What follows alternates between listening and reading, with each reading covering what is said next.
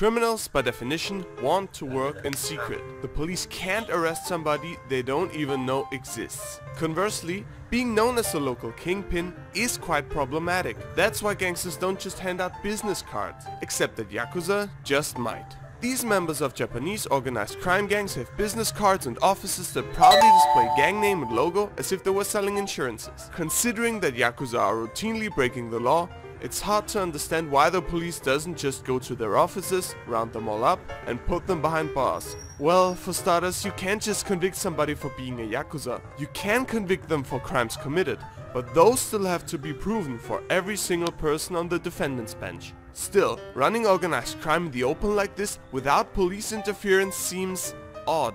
There must be something that can be done. And of course there is. The problem is not that it's impossible to stop Yakuza, it's that not everyone wants to. Let's see how this came to be. Back when taxes were still paid in rice, gamblers roamed the highways of Japan, making a living by ripping off locals. In one card game they used to play, a hand of 8, 9 and 3 was completely worthless. So as a play on the miserable reputation, the gamblers themselves took the name 893, Yakuza. Add some peddlers selling junk and stolen stuff and other violent misfits, mix them all together and you've got the modern Yakuza.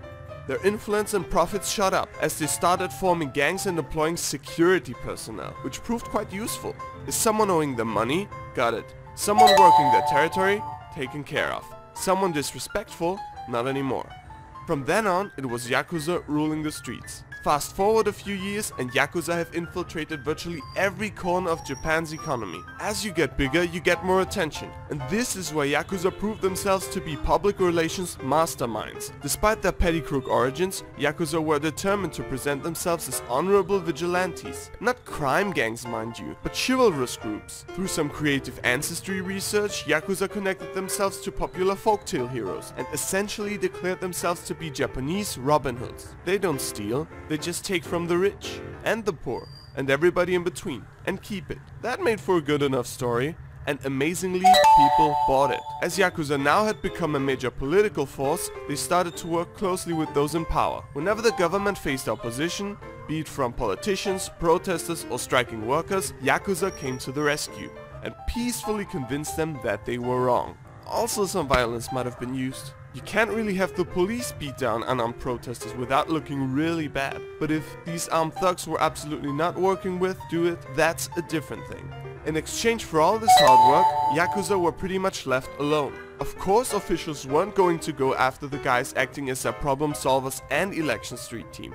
And not even the police was really set on fighting Yakuza. The way they saw it, there was going to be crime one way or the other. The only difference being that Yakuza, unlike underground criminals and misfits roaming the streets, were ready to cooperate and even help to keep the streets crime-free. Both citizens and the police saw Yakuza gangs as a necessary evil that kept petty criminals off the streets. But Yakuza didn't actually make Japan safer, they just made it seem safer. The problem with that logic is you can fight both street crime and organized crime. You don't need one to fight the other. There's no reason to leave police work to criminals. But that's what they went for anyway. As long as Yakuza played ball with authorities and had the public on their side, there was no need to hide.